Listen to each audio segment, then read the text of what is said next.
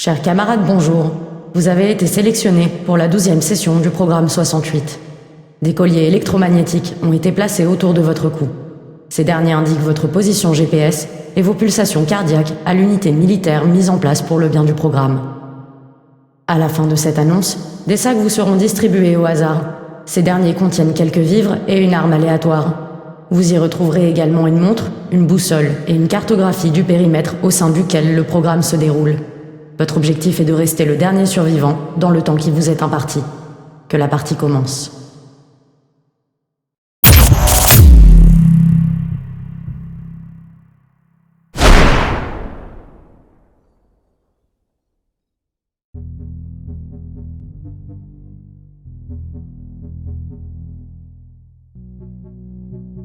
Battle Royale. Ces mots ravivent sans doute en vous quelques souvenirs épars. Un genre de jeu vidéo. Un film japonais plutôt étrange et à l'allure quelque peu kitsch des années 2000. Ou encore un manga obscur, dont les illustrations se font lointaines et floues. Et pourtant, vous êtes peut-être passé à côté de l'une des œuvres romanesques les plus connues du Japon de la fin des années 90. L'œuvre mère, sans laquelle aucun des 3 supports que j'ai cités précédemment n'aurait vu le jour. Noyé entre des mers de livres, des océans de mangas, et perdu sous les profondeurs de son adaptation filmique signée Kinji Fukasaku, le roman Battle Royale s'inspire de nos sociétés fiévreuses, peint notre incroyable faculté de soumission à l'autorité et sonde jusqu'au mécanisme primaire de notre être. L'ouvrage met ainsi en scène un Japon alternatif et infernal, régi par des lois liberticides.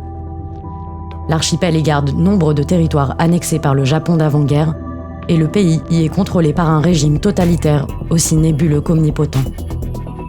Toute frontière fermée, le territoire s'y situe parmi les plus grandes puissances planétaires, tant sur le plan économique que sur le plan militaire.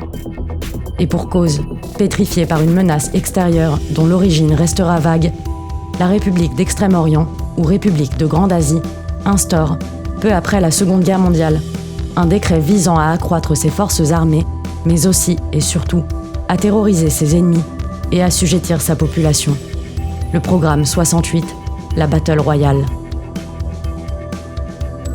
Fondé sur le principe d'une bataille royale, type de combat provenant directement de l'univers du catch, visant à faire s'affronter sur le même ring une multitude d'adversaires, l'œuvre propose un jeu bien plus tragique. À l'instar des règles de ce pugilat médiatique, le programme 68 contraint chaque année des élèves de 3e à se massacrer jusqu'au dernier survivant. Abandonnés sur une île, dans une prison ou quelques quartiers délimités, les infortunés adolescents se trouvent dans l'impossibilité de sortir du périmètre qu'ils se voient imposer. Avant l'ouverture de la partie, des sacs leur sont distribués au hasard, contenant sommairement de l'eau, du pain et une arme aléatoire, allant de la simple fourchette au pistolet mitrailleur. Des colliers électromagnétiques inextirpables leur sont placés autour du cou. Équipés d'un oxymètre et d'un tracker GPS, ces derniers précisent leur pouls et leur position géographique à l'équipe militaire déployée à l'occasion du programme. Si aucune mort n'est observée dans les 24 heures suivant le début de la Battle Royale, tous les colliers explosent. Si d'aucuns tentent de fuir ou de s'affranchir de l'étreinte oppressante entourant leur gorge, ceux-ci explosent également. Le périmètre dans lequel les élèves sont parqués se divise en de multiples zones numérotées. Ces dernières deviennent graduellement interdites au fur et à mesure que la partie progresse. L'interdiction de la zone est annoncée par des haut-parleurs dissimulés aux 4 coins du périmètre et doivent immédiatement être évacués par les protagonistes qui y risquent, là encore, une abominable mort par déflagration. Tout ici est mis en place afin de forcer les élèves à la confrontation. Et comme pour tourmenter à la fois lecteurs et personnages, le nombre et le nom des trépassés sont joyeusement tonnés par l'effroyable voix cynique du maître de partie. Publié en France par les éditions Kallman-Lévy, le roman comporte pas moins de 25 chapitres, incluant un chapitre 0 qui sert d'incipit et un épilogue, le tout divisé en 6 parties distinctes. Dans son préambule, l'auteur nous dresse une explication du concept de l'œuvre sur un ton léger, un tantinet rustique. Créant de toutes pièces un match de catch fictionnel, ce dernier s'introduit subtilement comme le narrateur omniscient de l'histoire qui va suivre, érigeant pierre après pierre les règles de son jeu funeste entre 2 éclats de rire. L'auteur clairsème son ouvrage d'éléments paratextuels qui nous enferme doucement dans sa réalité virtuelle, nous faisant ainsi véritables prisonniers de son récit, à l'instar des protagonistes avec qui nous nous apprêtons à vivre le moment le plus funèbre de notre vie. Nous pouvons ainsi parcourir la carte de l'île en y situant les zones interdites pour y découvrir les possibles cheminements des personnages. Pareillement à une pièce de théâtre, l'auteur choisit de dévoiler une liste des protagonistes, destinée sans aucun doute à faciliter notre lecture en nous permettant d'identifier la marée humaine qui compose son récit. Déjà angoissés par la terrible histoire que nous sommes en train de parcourir, nous nous heurtons à chaque fin de chapitre au nombre d'élèves restants mentionnés entre crochets, mais également à un télégramme fictif dévoilant dès les prémices du roman le point culminant de l'œuvre. En découvrant l'œuvre romanesque Battle Royale et son univers alternatif mêlant politique et macabre, nous sommes presque mécaniquement amenés à nous questionner sur l'auteur et les motivations qui ont pu être siennes dans l'édification de cette œuvre aussi funeste que fascinante. Après quelques recherches, il apparaît que c'est après des études littéraires à l'université d'Osaka et une courte carrière de journaliste que le jeune Koushun Takami se plonge dans l'édification de ce qui deviendra plus tard un roman sanguinaire de près de 900 pages. Certainement motivé par l'histoire passée et présente de son pays, c'est en 1996 que Takami achève l'écriture de sa seule et unique œuvre.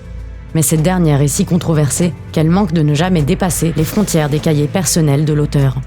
Se voyant même refusé au concours de littérature horrifique Japan Horror Novel Award de 1987 en raison de sa brutalité sans filtre, mettant en scène des adolescents au destin tragique.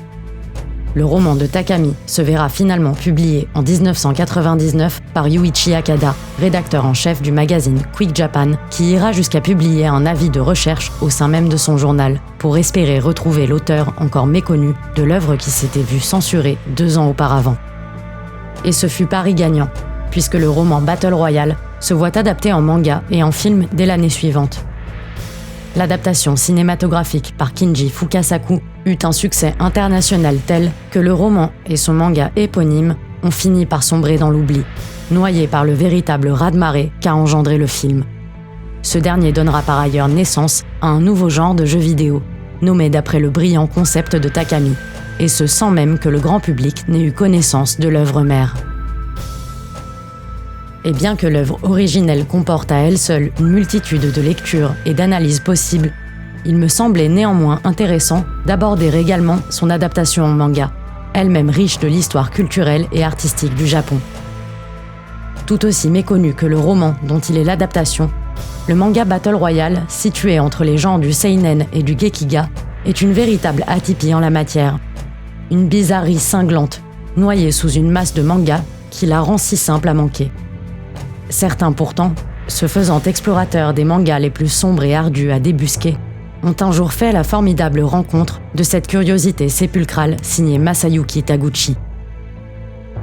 Peu connu jusqu'à la première publication du manga Battle Royale dans le magazine Young Champion, c'est après avoir dessiné les planches de Baron Gong Battle, Blackjack Neo et Black Joke que Taguchi insuffle une nouvelle vie au personnage de Koushun Takami. Mais tel que nous allons le découvrir au cours de cette vidéo, le mangaka ne se contente pas ici de ne livrer qu'une simple copie illustrée du roman. Il réinvente en effet certains passages, réécrit les personnages, et surtout, il s'adonne à une réédification de l'œuvre tant sur le fond que sur la forme, s'inspirant de la tumultueuse mais néanmoins enivrante histoire culturelle et artistique de son pays. Empreinte du trait furio, signifiant jeune voyou, style de dessin très prisé dans les années 90, la série manga, composée de 15 tomes, est publiée en France par les éditions Soleil Manga. Et à l'instar de son homologue littéraire, nous y retrouvons nombre d'éléments paratextuels à la fois intéressants et insolites. Ainsi, le manga contient la même cartographie de l'île que le roman, mais la liste des élèves et le nombre de survivants sont ici représentés par une planche dépeignant leurs photos d'identité. Le mangaka y grise au fur et à mesure des tomes les visages de ceux qui ont trépassé. Afin de nous permettre d'embrasser l'histoire passée et actuelle des personnages, Taguchi a l'idée de confectionner des fiches qu'il place à chaque passage du point de vue d'un personnage à un autre. Celles-ci nous renseignent alors sur la taille, le poids, la personnalité et le passé de chaque protagoniste, en prenant soin d'indiquer le type d'arme attribuée à l'occasion du programme. À partir du tome 5, nous retrouvons semés ci et là des entretiens avec l'auteur et le mangaka, réalisés par la rédaction du magazine Young Champion. Chacun des tomes se clôt par un récapitulatif des moments clés en images et un rappel des règles du programme 68.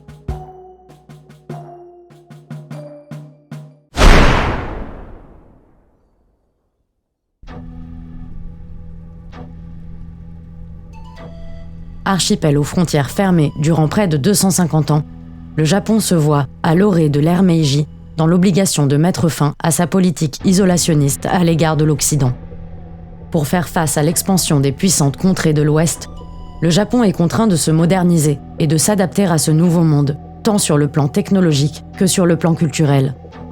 La littérature et les arts occidentaux se frayent alors progressivement un chemin dans les consciences des intellectuels japonais, et le pays accueille les premières traductions d'œuvres littéraires dès 1970. Dans les débuts du XXe siècle, la littérature japonaise délaisse les problématiques de l'époque d'Edo, empreintes de shintoïsme et de néo-confucianisme aux influences bouddhistes.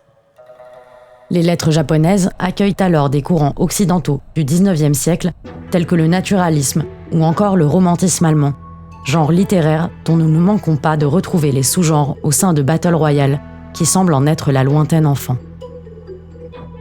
Ainsi, l'œuvre romanesque de Takami semble faire subsister le romantisme et ses dérivés au sein de son récit.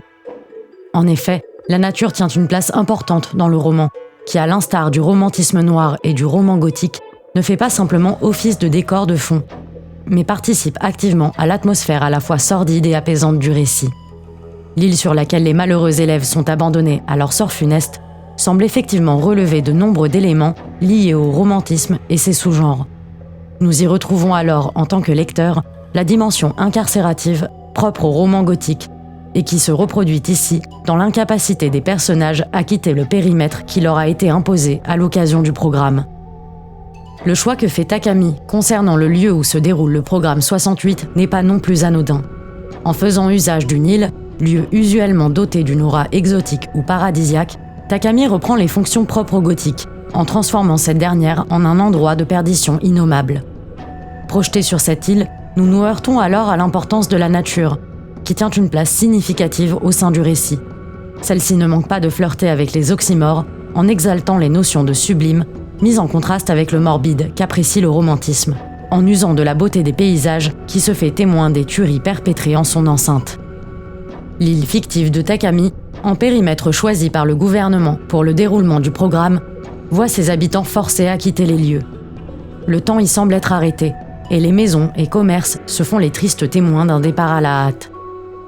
Ainsi, nous retrouvons ici la sensation du passé venant hanter le présent, si cher au genre gothique. Et les protagonistes, voués au massacre de leurs camarades, se sentiront alors hantés par l'île et ses villages fantômes.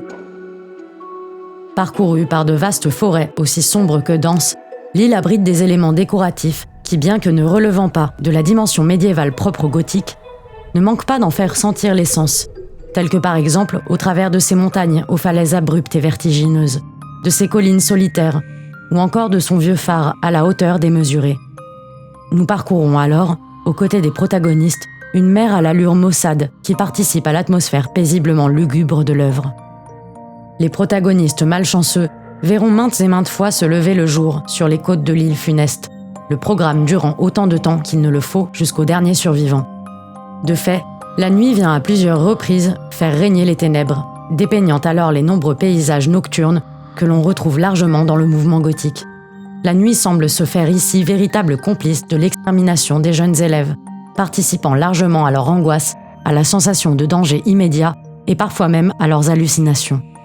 Mais les paysages nocturnes ne sont pas seuls collaborateurs du massacre. En effet, bien qu'elle témoigne parfois d'une dimension presque protectrice, la nature ne manque pas de se mettre au service de l'horreur, devenant un élément macabre au même titre que les tueries perpétrées en son sein. Ce pan mortifère de la nature ne manque pas de lui insuffler une certaine vie, et de la placer non plus comme un élément servant à l'ambiance sinistre de l'œuvre, suscitant tantôt l'apaisement, tantôt la terreur, mais bien comme véritable complice du programme, qui, telle la faucheuse, accompagne les protagonistes jusque dans leur mort. La nature n'est pas non plus seul élément rappelant les sous-genres du romantisme. Les décors y sont également d'une importance capitale, faisant écho à l'ésotérisme et au sentiment de vertige propre à ces mouvements. Ainsi, les cathédrales et les églises chrétiennes propres au gothique sont ici remplacées par un petit temple shintoïste qui ne manque pas d'évoquer les mythes et les légendes de l'imaginaire japonais.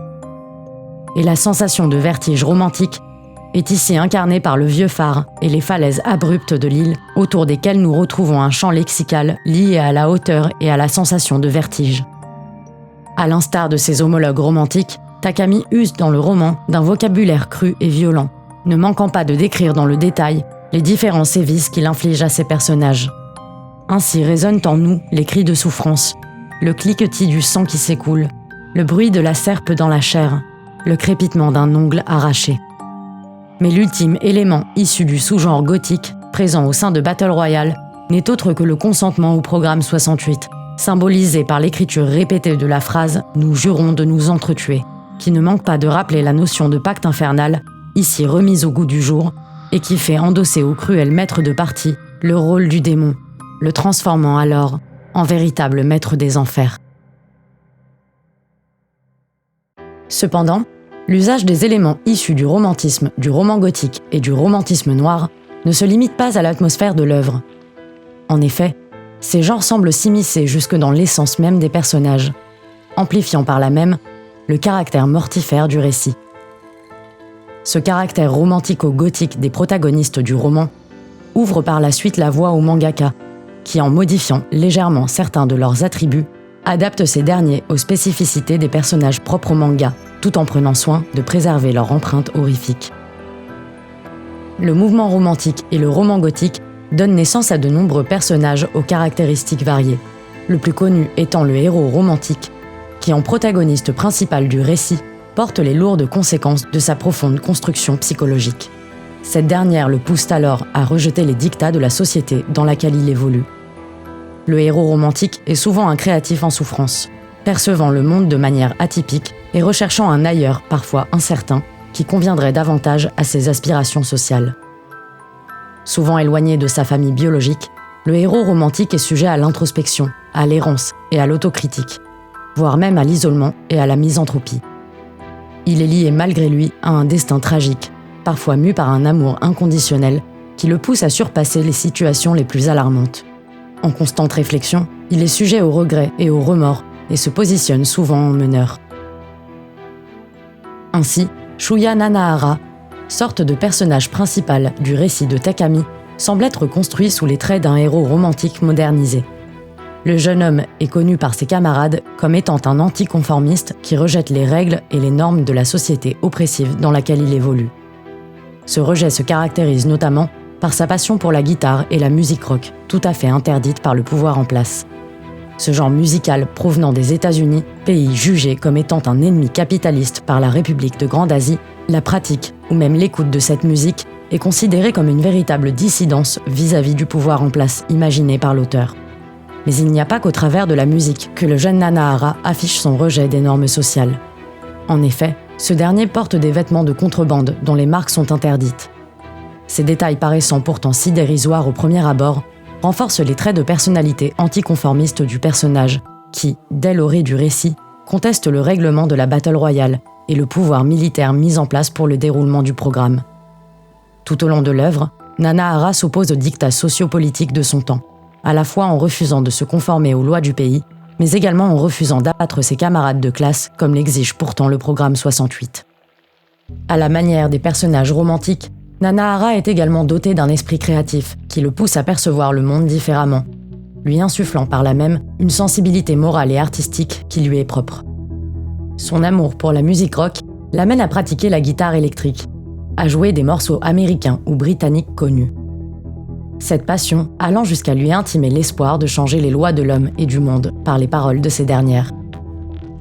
Cette créativité instinctive, tant artistique que morale, détermine l'esprit libre et empathique de Nanahara, qui rêve d'un ailleurs où il fait bon vivre ou d'un ici à améliorer. En constante réflexion, ce dernier ne cesse de se remettre en question et de ressasser le passé, se persuadant qu'il aurait pu changer le cours du destin de sa classe. C'est cette sensibilité qui donnera l'idée à Taguchi de lui donner le surnom d'idiot épris de justice au sein de son adaptation manga. En héros romantique, Nanahara est transportée par un amour inconditionnel envers toute chose. L'allocentrisme se révèle être l'arme la plus puissante de ce personnage, qui, mû par l'amitié et l'empathie, tentera de toutes ses forces de sauver ses camarades, et surtout de protéger Noriko, jeune fille dont son défunt ami était amoureux. Néanmoins, Nanahara est un personnage voué à l'errance. Orphelin, il perd ses parents dans les premières années de sa vie, et se voit élevé dans un foyer social avec son ami de toujours, Yoshitoki Koninobu, qui sera la première victime du programme. Enfant, Nanahara rêvait déjà sa vie d'adulte dans un ailleurs d'abord incertain qui prend forme à l'adolescence lorsqu'il découvre la culture américaine. Dans l'adaptation manga par Taguchi, Nanahara perd son caractère romantique pour laisser place à la figure héroïque du Junjo. Ce dernier mutant alors en héros à l'esprit ingénu, doté d'une personnalité exagérément bienveillante, voire même pleurnicharde, qui combat pour la justice dans une volonté de rendre le monde meilleur. Un autre personnage qui porte en lui les marques gothiques est Hiroki Sugimura. Ce dernier, animé par l'amour fraternel et passionnel, traverse l'intégralité de l'île dans l'espoir de retrouver son ami, mais aussi, et surtout, la fille dont il s'était pris. Le mangaka donne alors à ce personnage un destin radicalement opposé à celui qu'il connaît au sein de l'œuvre originale. Mais pour éviter de gâcher l'effet de surprise à ceux qui désirent lire ces deux chefs-d'œuvre, je n'irai pas plus loin dans les détails concernant les changements apportés à ce protagoniste. Subissant le même traitement que Nanahara, le Sugimura du manga est un personnage porteur du sentiment japonais. En effet, ce dernier pratique un art martial et incarne ainsi les règles strictes du Bushido, littéralement la voie du guerrier. Il représente alors les 7 vertus du guerrier, à savoir la droiture, le courage, la bienveillance, la politesse, la sincérité, l'honneur et la loyauté. Dans les sous-genres noirs et gothiques, il est également typique de rencontrer des personnages victimes des mystères du passé, représentés au sein du roman par l'intégralité des élèves contraints à participer à la Battle Royale. En effet, le destin de ces derniers se voit manipulé par un gouvernement totalitaire pour des raisons quelque peu obscures. Ainsi, les élèves contemporains au récit de Takami, mais également les élèves des Battle Royale antérieures et à venir, sont les victimes des énigmes du passé de leur nation. D'autant que la mise en place de la République de Grande Asie semble elle-même brumeuse, dans la mesure où les personnages de l'œuvre restent incertains de la date exacte de la création de l'empire dont ils sont les sujets. Par ailleurs, parallèlement au mouvement romantique, souvent mu par des idéaux politiques, le romantisme noir et le roman gothique mettent en scène des personnages doués d'un engagement politique libertaire. Tel que j'ai pu le sous-entendre précédemment, il est possible de déceler une forme de militantisme chez Nanahara, mais également chez d'autres personnages, tels que par exemple chez Shogo Kawada, qui est porteur d'un message politique au sein du roman. Il est également possible de citer ici Shinji Mimura, jeune pirate informatique en herbe, ou encore son oncle, fervent opposant au régime en place, duquel Mimura a hérité ses talents de hacker.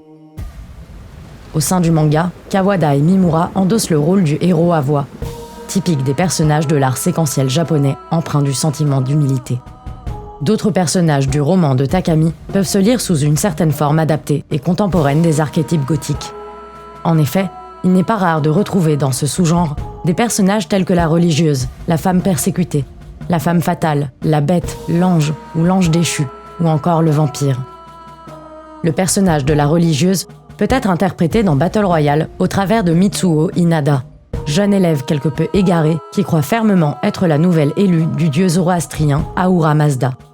Cette dernière n'observe aucun changement dans l'adaptation manga, qui lui attribue une dimension religieuse tout en apportant par là même une explication quant à sa démence traduite par son mysticisme. La femme fatale, la femme persécutée, l'ange déchu et le vampire sont tous représentés par la protagoniste Mitsuko Soma, qui, tel que nous le verrons par la suite, a subi de multiples sévices durant l'enfance, la menant à devenir à son tour un personnage doué de perversité et de malice. Takami clame la beauté dérangeante de cette jeune fille au sein de son roman, et celle-ci est représentée dans le manga par une beauté digne d'une femme déjà bien mûre. Et son statut de vampire ne tient pas à la figure du vampire à proprement parler, puisque sa dimension vampirique ne tient qu'à ses actions perverses et morbides, et à son appétence sexuelle qui fait résonner en nous l'image du succube. De par son passé torturé et ses pulsions malsaines, Soma acquiert un statut d'ange déchu, l'auteur la décrivant par ailleurs en ces termes mêmes. Mais ce statut d'ange dégénéré peut également s'observer au travers de son prénom, Mitsuko signifiant littéralement « enfant de lumière ». Cette signification ne manque par ailleurs pas de rappeler le prénom originel de Satan, ange déchu, condamné par Dieu à régner sur les enfers. Lucifer, l'être de lumière. En opposition au personnage de Mitsuko Soma représentant le démon, nous retrouvons sans grand étonnement Shuya Nanahara dans le rôle de l'ange. Là encore, au sens figuré, dans la mesure où ce dernier est doté d'une véritable pureté de cœur. Par ailleurs, son nom de famille, Nanahara, signifie les sept plaines, et peut être perçu, là encore, comme une référence biblique. Le chiffre 7 étant largement associé à Dieu dans la Genèse, le Lévitique ou encore dans l'Exode. Mais les sous-genres noirs et gothiques disparaissent au sein de l'adaptation manga et viennent laisser place à des éléments provenant de la culture japonaise. Le 8e art japonais d'aujourd'hui puise en effet ses racines dans les arts de l'ère d'Edo, qui connaît la perpétuation des imakimono, la naissance de l'estampe ou encore l'avènement du théâtre kabuki. Mouvement théâtral voyant ses premières apparitions dans le Japon du XVIIe siècle, le théâtre kabuki est composé des kanji ka signifiant chant, bu signifiant danse et ki signifiant habilité technique. Le terme pouvant alors se traduire par art du chant et de la danse. Anciennement considéré comme un art vulgaire de par son caractère outrancier, ses musiques dissonantes, ses contorsions et son lien étroit avec la prostitution, le théâtre kabuki connaît son âge d'or en 1750 et devient alors un art dramatique à part entière. Ce genre théâtral illustre souvent des épisodes historiques importants, des conflits moraux et sociaux des générations qui lui sont contemporaines ou encore des faits divers. Le kabuki est un genre extrêmement codifié, où rien n'est laissé au hasard, requérant pour sa mise en scène des plateaux tournants, des trappes ou encore des anamichi, nom donné aux passerelles qui s'avancent jusqu'au milieu du public. Le genre s'inspire largement dans ses chorégraphies des katas pratiqués dans le karaté, des mouvements désarticulés des poupées propres au bunraku, théâtre de marionnettes classique, ou encore de mie, style de jeu où les acteurs se fixent dans une pose faisant penser à un arrêt sur image. Et le manga est un domaine largement inspiré par le théâtre kabuki, qui, à l'instar de ce dernier, traite tantôt de sujets historiques, tantôt de problématiques sociales passées, présentes ou futures, mêlées de faits divers dérangeants. De même, le manga est un domaine hautement encodé, et bien que dénué de plaques tournantes, de musique cacophonique, de trap ou de hanamichi, ce dernier s'inspire généreusement des katas et des mie propres au kabuki. Cela transparaît alors jusque dans la construction même des planches ou des cases qui usent du fameux arrêt sur image, dont le but est d'amplifier l'atmosphère des scènes de choc ou de violence, ainsi que des actions de contorsion des acteurs qui marquent une gestuelle expressive, tel qu'on peut le voir au sein de la présente case, où Sugimura adopte une position assez représentative du kabuki. Ce mouvement théâtral est également connu pour ses représentations détaillées de scènes violentes, où le spectateur assiste à des jaillissements de sang, de boyaux et de cervelle, à de longues convulsions agonisantes, à des flots de larmes exagérés, à des personnages au visage défiguré, caractéristiques que nous retrouvons là encore au sein des mangas et auxquels Battle Royale ne fait pas exception. De même, nous retrouvons dans l'œuvre adaptative de Taguchi les drames historiques, sociaux et amoureux très prisés par les spectateurs du kabuki, amateurs de héros au destin tragique et de représentation de suicides amoureux. Mais l'on ne peut pas aborder les similarités entre ce mouvement théâtral et le manga sans aborder le kumadori, maquillage propre au kabuki, faisant large usage de la couleur qui est appliquée sur le visage de façon monochrome ou sous forme de rayures. De même que le kabuki, le kumadori est hautement codifié, et chaque couleur est dotée d'une signification particulière. Ainsi, le rouge représente tantôt le bien, la vertu, la passion, ou encore la force herculéenne d'un personnage, tantôt la colère ou la cruauté. Appliquée sous forme de fines rayures, cette couleur représente le héros, tandis que les rayures épaisses représentent plutôt un personnage comique. Le bleu illustre le mal, la jalousie, la peur, le surnaturel ou encore la tristesse.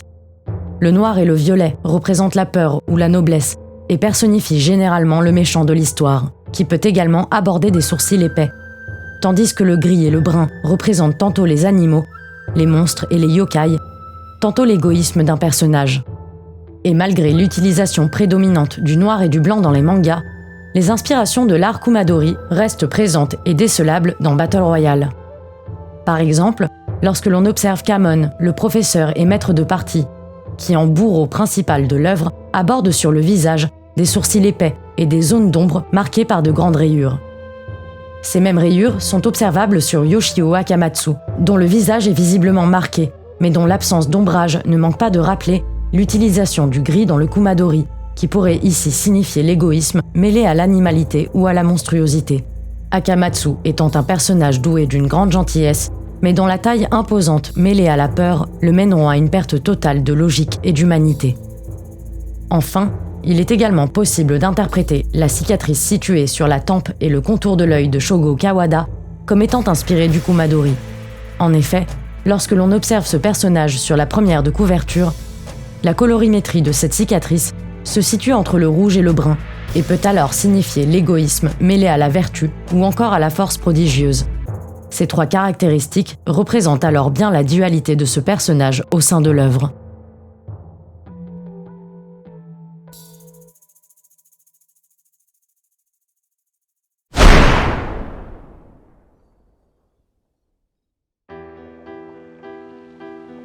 Dans son adaptation graphique, Taguchi use de l'Eroguro Nansensu, mouvement littéraire et pictural qui prend racine dans l'archipel du début du XXe siècle, en résultat métaphorique de la Grande Dépression de 1930 et dont les principes sont largement utilisés dans l'écriture de l'horreur du roman de Takami.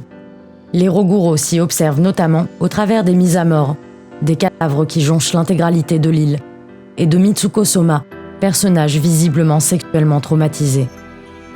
Usant d'une iconographie surréaliste et macabre entremêlée d'érotisme, la paternité de l'Eroguro est attribuée à l'auteur Edogawa Ranpo, dont le pseudonyme ne manque pas de nous rappeler le père de l'horreur romantique Edgar Allan Poe.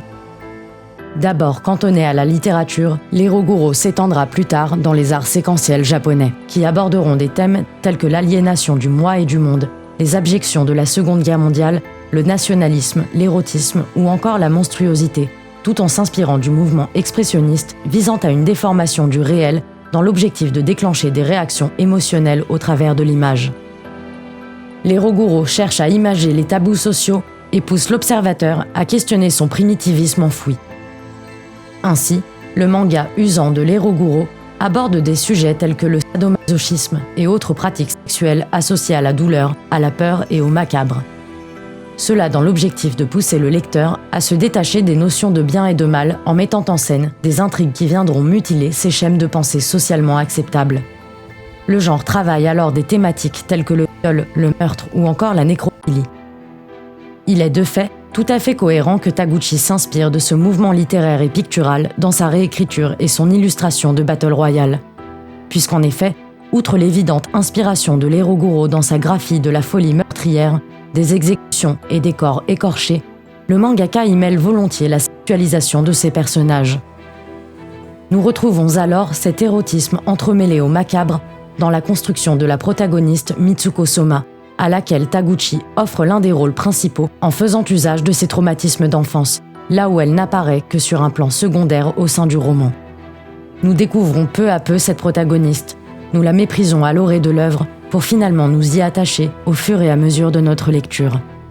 Soma semble être la figure contemporaine et habituelle du mal dans le cinéma japonais, une jeune fille diabolique, mais dont la perfidie est compréhensible et appelle à l'empathie.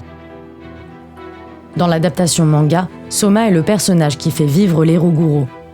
Ses pratiques sexuelles en dehors du programme 68, auquel nous assistons par le biais d'Analepse, offrent une antinomie dérangeante dans leur mise en contraste avec les liquidations innommables opérées sur l'île, mais également par son aliénation sexuelle morbide au travers de scènes de nécrophilie ou d'urophilie.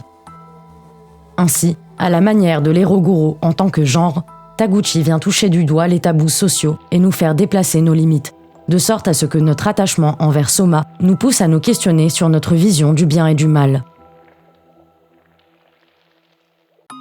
Dans son essai « Anatomie de l'horreur », Stephen King témoigne avoir été un fervent lecteur de l'œuvre romanesque de Takami. Et pour cause, l'auteur japonais fait grand usage de nombreux éléments qui, selon le grand maître de l'horreur du XXIe siècle, composent une œuvre horrifique. Dans son ouvrage, King défend 3 niveaux relatifs au récit horrifique, à savoir la terreur, l'horreur et la révulsion. Niveau qu'il ne manque pas d'illustrer au travers de 3 œuvres, à savoir Le cœur révélateur, La créature de l'abîme et le célèbre film Alien.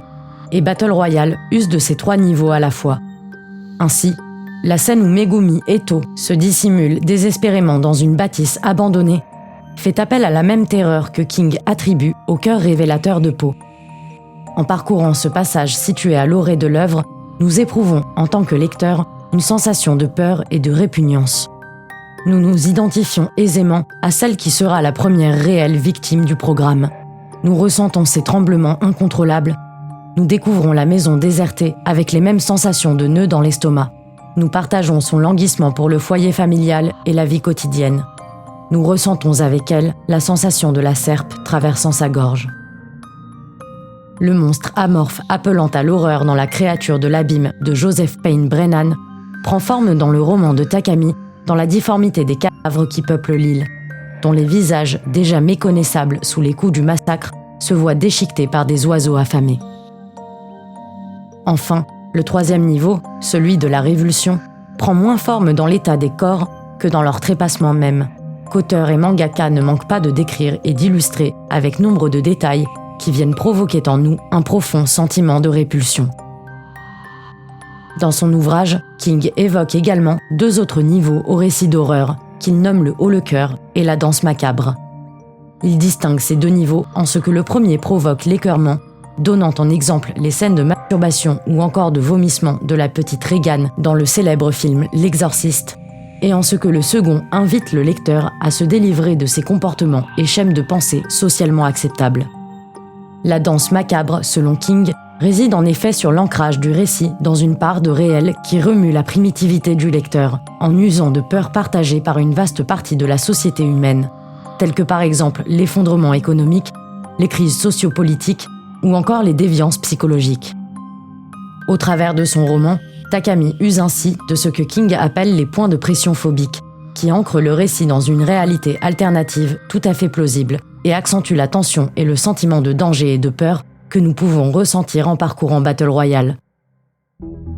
Le récit présente un Japon alternatif, gouverné par une dictature qui restreint les libertés sociales et menace la vie de ses citoyens, non seulement en faisant usage du programme 68, mais également en usant de camps d'internement où sont envoyés les opposants politiques ou quiconque osant émettre une critique envers le pouvoir en place.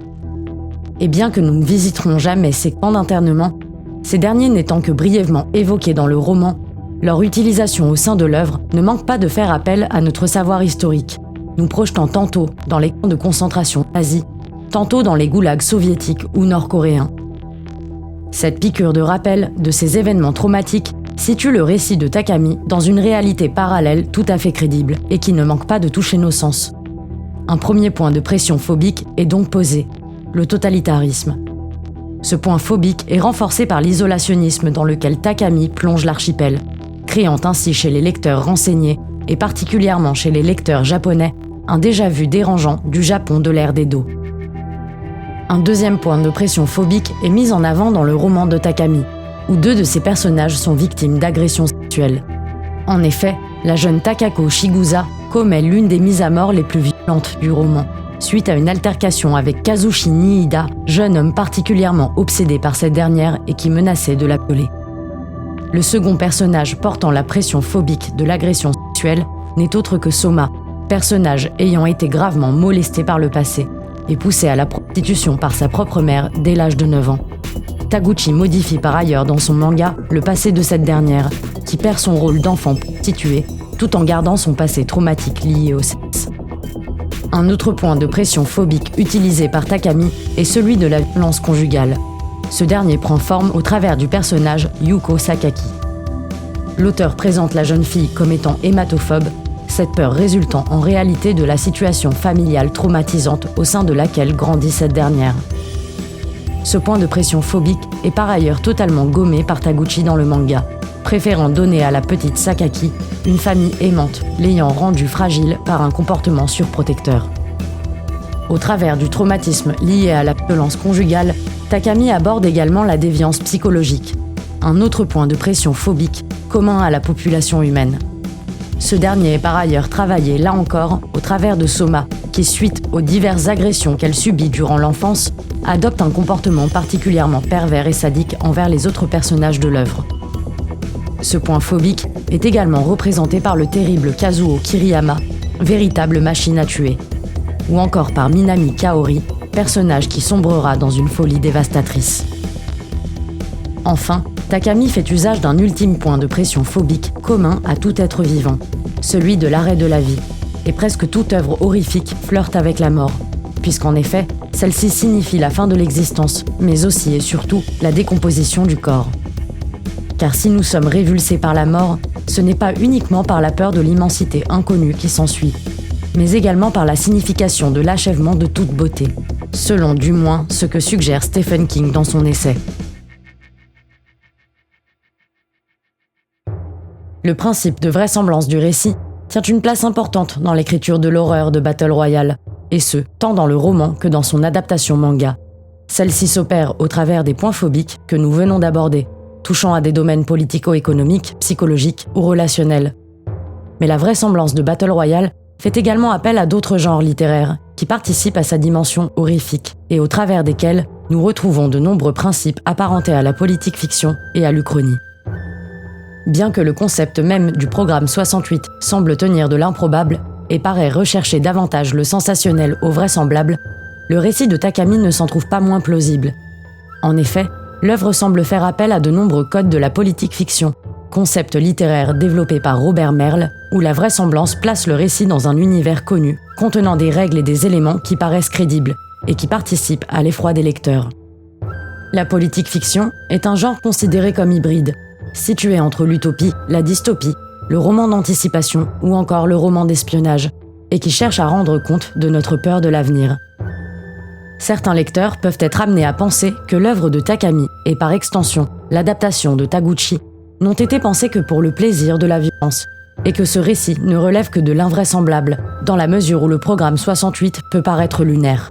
Or, ce programme n'est pas moins concevable que les camps de concentration nazis, ou que la folie meurtrière perpétrée au sein de la prison S21 par les Khmers rouges. Puisque comme nous l'explorons au travers des vidéos de cette chaîne, le désir de contrôle et de pouvoir aliéné de l'homme avec un grand H se répète au travers de l'histoire, et le programme 68 aurait pu prendre place dans notre univers connu. Ce dernier ne manquant pas par ailleurs de nous rappeler les arènes romaines où combattaient les esclaves pour le simple plaisir des citoyens de la cité. La politique fiction se caractérise par sa visée critique et sa capacité à questionner les angoisses humaines. En cela, nous retrouvons ici l'un des fondements de l'œuvre horrifique selon King, et que nous avons déjà observé au sein de Battle Royale, à savoir l'usage des peurs partagées par une vaste part de la société. Qui plus est, l'œuvre de Takami dispose d'une visée critique, qui s'opère au travers de certains personnages, tels que Nanahara et Mimura, qui marquent une désobéissance civile certaine en enfreignant les règles qui leur sont imposées par le gouvernement, nous appelant ainsi à entamer une réflexion personnelle vis-à-vis du monde qui nous entoure, et à développer notre sens du libre arbitre. De même, Kawada est un personnage porteur d'une vision politique forte et semble faire écho à la voix même de l'auteur, qui n'hésite pas à livrer au travers de ce personnage une critique du Japon passé et actuel de notre monde. Un autre code fondamental de la politique fiction est que ce genre exige des recherches scrupuleuses de la part de son auteur. Ces dernières font de l'œuvre une source de réflexion de soi et du monde en se basant sur des notions scientifiques, historiques ou encore sociopolitiques exactes, qui poussent le travail d'écriture au rang d'œuvre lanceuse d'alerte. Et l'œuvre de Takami et de Taguchi regorge d'informations vérifiables. Nous avons déjà évoqué les références au goulag et au camp, ou encore l'évident renvoi de l'œuvre à l'isolationnisme de l'ère d'Edo. Mais Battle Royale ne repose pas uniquement sur des éléments historiques vérifiables. L'œuvre déborde d'informations puisées dans la réalité de notre monde, telles que les armes distribuées et utilisées par les élèves lors du lancement du programme, où Uzi, GPS, fusil à pompe et Smith & Wesson sont de mise. Ou encore les innombrables chansons rock idolâtrées par Nanahara, qui ne manquent pas de se référer aux grands Bob Marley, Elvis Presley, John Lennon, Bob Dylan et Bruce Springsteen, allant même jusqu'à citer les Stones ou encore Van Morrison, dont les musiques donnent un ton à l'œuvre en accompagnant les personnages dans leur destin funeste. De même, l'œuvre nous donne accès à de nombreuses informations scientifiquement vérifiables. Nous découvrons alors, avec un sentiment d'étrangeté, que le poids d'une tête est plus ou moins égal à celui d'une boule de bowling. Nous suivons le piratage informatique fou de Mimura, qui malgré sa complexité, semble tout à fait réalisable. Nous nous heurtons en tant que lecteurs à des passages entiers écrits en langage SMS par Takami, qui ne manque pas de retranscrire directement le moyen de communication de la jeunesse du début des années 2000.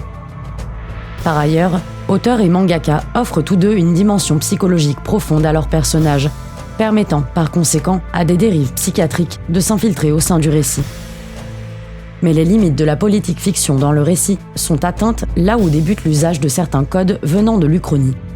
En effet, la politique fiction a pour objectif l'anticipation d'un avenir proche et imagine ce que sera demain dans une situation donnée.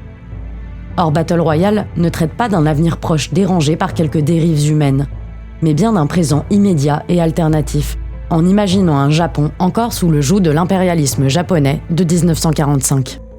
Et avec sa forme romanesque et ses personnages fictifs, dont le destin est minutieusement examiné, l'œuvre de Takami se rapproche davantage de l'Uchronie pédagogique.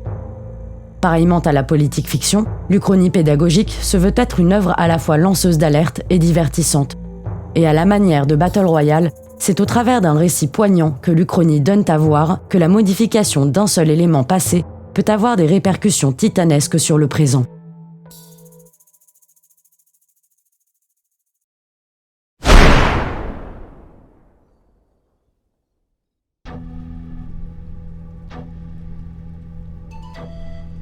J'ai déjà évoqué le rapport entre Battle Royale et l'histoire, et pour cause. Nous avons pu voir que l'œuvre fait revivre l'autarcie de l'époque d'Edo et réactive en nous les images des camps nazis et des goulags soviétiques. Mais comme nous avons pu le voir précédemment, l'horreur s'ancre dans un fond de vérité, de vraisemblance. Et l'histoire n'est pas en reste de tragédies cinglantes, et celle de l'archipel japonais compte bon nombre d'événements historiques et sociopolitiques ayant à jamais marqué la nation nippone, contribuant dans de nombreuses œuvres, Battle Royale compris, à l'écriture de l'horreur et de la mémoire. Entre l'édification d'un empire, d'une culture isolationniste et de conquêtes acharnées, le peuple japonais connaît une histoire tourmentée. Au cours de l'ère d'Edo, également nommé ère Tokugawa d'après le titre du shogunat en charge du pays à cette époque, l'empereur n'est encore qu'un symbole brumeux qui n'exerce aucun pouvoir au niveau politique, et le Japon se renferme sur lui-même durant près de 2 siècles et demi, dans l'espoir de relancer une économie locale alors impactée par le commerce occidental. Le sakoku, ou fermeture du pays, politique instaurée dans la première moitié du XVIIe siècle, n'empêche cependant pas un développement économique, social et culturel au sein de l'archipel esselé. Le shogunat y favorise l'artisanat, le développement de la culture, des arts et du patrimoine. Mais la situation envieuse du XVIIe se détériore vers la fin du XVIIIe siècle, et le Japon connaît de graves périodes de famine et de soulèvements populaires entre 1750 et 1850. Peu avant l'entrée de l'archipel dans l'ère Meiji, le Japon connaît de nombreuses émeutes et crises sociales internes ainsi que des pressions de la part des pays occidentaux qui demandent l'ouverture des frontières japonaises. En 1858, les portes du Japon finissent alors par se rompre et la nation voit le remplacement du shogunat par une monarchie centralisée où l'empereur, jusque-là symbolique, règne en sauveur de la nation. L'ère Meiji observe alors la formation d'un État-nation et la vive modernisation du pays permet au Japon de s'imposer sur le reste du continent asiatique. L'archipel entame une marche expansionniste et colonise la Mandchourie, Taïwan, l'île russe de Sakhaline, ainsi que la Corée. Nations qui connaîtront alors une véritable destruction culturelle, jusqu'à être contraintes de changer leur langue locale au profit du japonais. L'Empire japonais conclut une alliance avec la Grande-Bretagne en 1902 et déclare la guerre à l'Allemagne le 23 août 1914. À l'issue du conflit, le Japon embrasse sa nouvelle politique de position sur le plan économique et international, qui le mène à instaurer une politique et une économie de guerre à partir de l'année 1930. Fort de la politique expansionniste qu'il exerce sur une partie du monde asiatique et des faits de son alliance avec la Grande-Bretagne en 1921, l'Empire du Japon signe en 1941 une nouvelle alliance avec les pays de l'Axe, qui le mène à l'attaque de Pearl Harbor, événement marquant l'entrée officielle de l'archipel dans la Seconde Guerre mondiale. Avoué vaincu en 1945, le Japon abandonne sa politique expansionniste, connaissant alors une occupation militaire américaine et délaissant son titre d'empire au profit de celui d'État. Comme de nombreuses œuvres japonaises, Battle Royale est marqué par l'histoire tourmentée du pays. Ainsi, le pouvoir en place dans le Japon alternatif de Takami se voit dirigé par un Reichsführer, et l'auteur use de ce terme exact au sein de son roman. L'utilisation du titre d'Hitler pour nommer le représentant politique de la République de Grande Asie n'est pas due au hasard. Et au-delà de réactiver en nous l'imaginaire des camps de concentration, ce terme est peut-être une référence sous-entendue évoquant les empereurs japonais de l'ère Meiji à l'ère Showa, ayant commis des horreurs dans un espoir de reconnaissance de la part des puissances européennes et états-uniennes de l'époque. Rappelons également que l'Empire du Japon d'antan a perpétré des bains de sang sans précédent, tels que le tristement célèbre massacre de Nankin, ou l'utilisation et l'assassinat de milliers de femmes de réconfort. En sus, il semble important de noter que le Japon alternatif de Takami pointe les États-Unis comme étant l'ennemi à combattre, en vestige apparent de l'alliance entre l'Empire du Japon et de l'Allemagne nazie, mais peut-être également en référence à la Corée du Nord actuelle, qui se fait la conséquence même du Japon impérial d'antan. En véritable miroir traumatique, le roman Battle Royale reprend certains codes des œuvres de témoignage dont on a déjà parlé dans les vidéos précédentes. Citons ici la présence d'une histoire collective dans un récit visant avant tout à l'histoire de quelques protagonistes principaux, l'écriture de la déportation ou encore la mise en avant de la figure dictatoriale qui symbolise l'idéologie et l'asservissement du peuple en n'hésitant pas à user des moyens de propagande que nous connaissons au sein des dictatures réelles de notre monde. L'œuvre semble également faire référence à la célèbre dystopie de George Orwell, en faisant usage d'un dirigeant suprême et omniscient dont le visage n'est connu de personne. Dans la continuité de 1984, le nombre exact de leaders depuis la création de la République de Grande Asie est indéterminé, et l'existence même du dirigeant du pays reste impossible à prouver.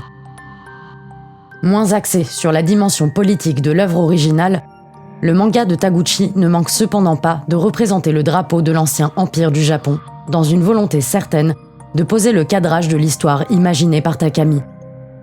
Bien que ne réservant au totalitarisme qu'un rôle tout à fait secondaire, le mangaka n'hésite pas à situer son adaptation dans la continuité des mangas d'après-guerre.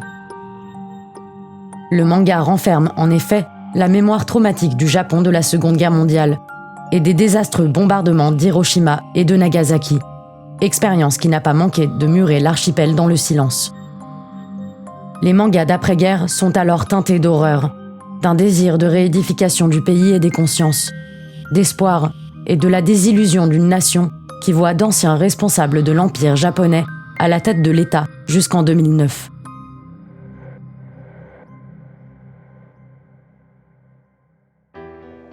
En empreinte d'un traumatisme collectif défiant les générations, les mangas témoignent d'une nation désenchantée, dans lesquelles les mangaka livrent un véritable travail de la mémoire commune. Jean-Marie Bouissou, spécialiste du manga et de l'histoire du Japon, distingue 3 générations de mangaka d'après-guerre, qui édifient leurs œuvres graphiques sous différents genres. La première génération est bien logiquement celle des survivants, témoins directs des bombardements de Tokyo, d'Hiroshima et de Nagasaki. Ces derniers ont vu de leurs yeux les villes rasées, les corps décharnés et la population irradiée. Or, au lendemain de la défaite japonaise, les lèvres de la nation se scellent et le Japon se mure dans le silence. Il faudra attendre les années 70 pour voir fleurir les mangas de témoignages dans les librairies et les magazines spécialisés. Nous y retrouvons alors des mangaka tels que Keiji Nakazawa, avec son célébrissime Gen d'Hiroshima, Shigeru Mizuki, avec Opération Mort, ou encore le grand Osamu Tezuka, avec Histoire pour tous, recueil de nouvelles sous la forme de mangas publiés à titre posthume. Ces derniers usent de leurs crayons et de leurs plumes pour raconter, au travers de mangas de témoignages, romancés ou véritables, les atrocités dont ils ont été les témoins, espérant changer les mœurs et réédifier la nation. La deuxième génération de mangaka marquée par le traumatisme de la guerre et ses nombreuses conséquences est en réalité la génération des baby-boomers, les enfants des survivants. Témoins indirects de l'Holocauste nucléaire, cette génération ne raconte pas les horreurs de la guerre de manière frontale, mais le traumatisme de cette dernière n'en reste pas moins visible. Grandissant dans un Japon qui commence doucement sa reconstruction matérielle et psychique, cette génération de mangaka, suite aux témoignages de leurs aïeux, tente d'œuvrer à sa manière pour l'effort de réédification de l'archipel, au travers de 3 genres phares du manga moderne, à savoir le post-apocalyptique, le mecha et l'aventure scientifique. La troisième génération de mangaka d'après-guerre sont les cadets de la génération née dans les années 30. Ces derniers ont assisté jeunes aux combats sociopolitiques avortés de leurs aînés. Cette génération fait face à une hausse de la criminalité et à l'hypermodernisation effarante de l'archipel, ainsi qu'à des crises écologiques sans précédent, telles que la pollution au mercure de la rivière Agano, celle au camodium dans la préfecture de Toyama, ou encore la pollution atmosphérique de Yokkaichi.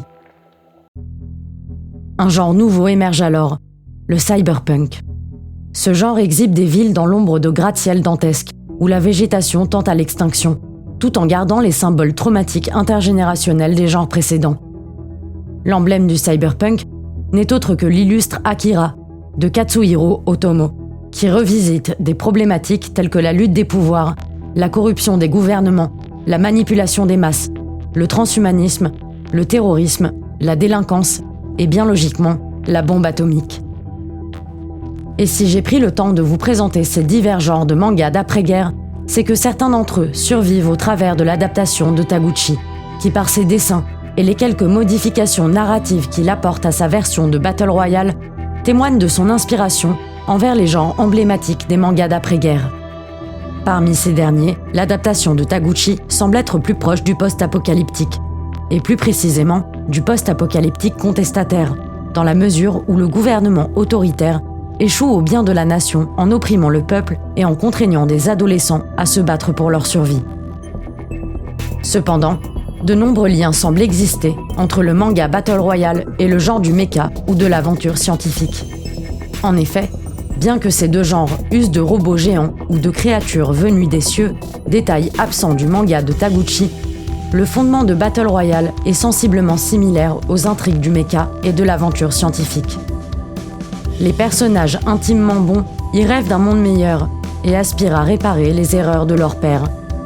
Le Nanahara de Taguchi n'est pas aussi harassé par la tournure du destin de sa classe que celui du roman de Takami. Et le personnage principal, au tempérament plutôt détaché du roman, se voit adapté en un protagoniste qui sied davantage à l'univers du manga. Au lieu de rester presque de marbre devant le destin tragique de ses camarades, le Nanahara de Taguchi n'hésite pas à montrer ses émotions, et au lieu de chercher à ne sauver que Noriko, c'est ici sa classe tout entière qu'il s'entête à vouloir délivrer. Le héros de Taguchi revêt alors le même rôle que son frère aîné Astro, cherchant à faire le bien et à préserver la paix dans un Japon en perdition. Le mouvement cyberpunk des années 80 semble lui aussi subsister dans le manga Battle Royale, où faute d'architecture vertigineuse, nous y retrouvons des principes propres à ce genre, tels que la lutte des pouvoirs, au travers notamment de personnages tels que Kawada, Mimura et l'oncle de ce dernier. La délinquance, avec des personnages comme Sho Tsukioka et Kazuchi Niida. La formation de gangs, dont Kiriyama et Soma sont les chefs suprêmes. Le terrorisme, avec l'attaque suicide de Mimura. Ou encore la corruption des hautes sphères de l'État, représentée ici par Kamon, le grand maître de parti. Inspiré du trait Furio, si typique des années 90, et empreinte certaine du traumatisme transgénérationnel japonais, l'adaptation de Taguchi peut également être reliée au genre du manga de survie, sous-genre du manga post-apocalyptique, mais également du manga de politique fiction. Puisqu'en effet, une quatrième génération de mangas d'après-guerre s'ajoute ici. Elle aussi est marquée par le Japon déchu de 1945, par les protestations de 1968 et par les nombreux échecs des anciens à garantir un avenir meilleur. Le manga de politique fiction s'élève contre un genre nommé manga polémique, plus précisément contre le Manifeste de la fierté de Yoshinori Kobayashi, manga négationniste qui prône la grandeur de l'ancien Japon impérial. L'adaptation de Battle Royale s'impose alors comme une politique fiction, située dans la continuité du manga de société de la fin des années 80, lui-même tirant ses inspirations du Gekiga, genre de manga pour adultes qui s'intéresse aux phénomènes sociaux et à l'actualité. Le romantisme et ses sous-genres, la politique fiction, l'uchronie, les littératures du témoignage, le manga de société, le post-apocalyptique, le mecha ou encore le Gekiga sont autant de genres visant à leur manière à faire grandir la société, à dénoncer les méfaits de l'humanité, à reconstruire un avenir sain et à imaginer un futur harmonieux. À la croisée des genres littéraires, Battle Royale est une œuvre qui livre une critique du genre humain de notre histoire et de la société japonaise.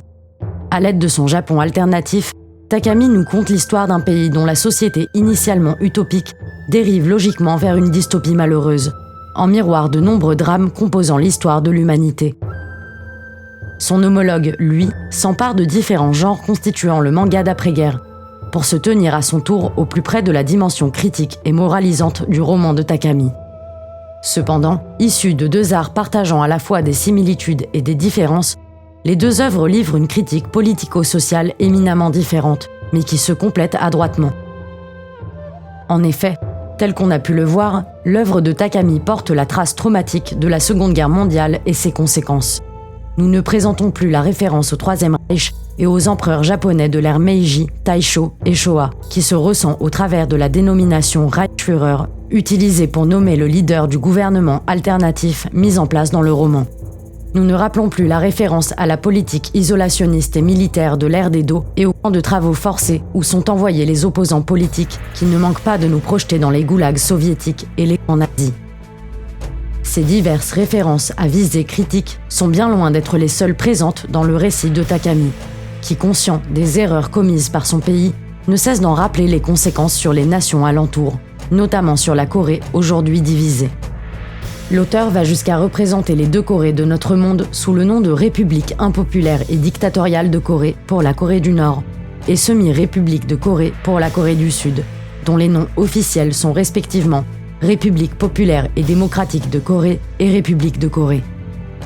Le reste du monde est décrit comme des impérialistes sous-fifres de l'Empire américain, que le pouvoir alternatif de Takami ne reconnaît pas comme étant des républiques légitimes. Ainsi, l'œuvre remplace la situation nord-coréenne d'aujourd'hui par son Japon alternatif, qui mime la situation de tension actuelle entre la Corée du Nord, les États-Unis et la Corée du Sud, critiquant par ce biais les conséquences malheureuses de l'empire du Japon d'avant-guerre.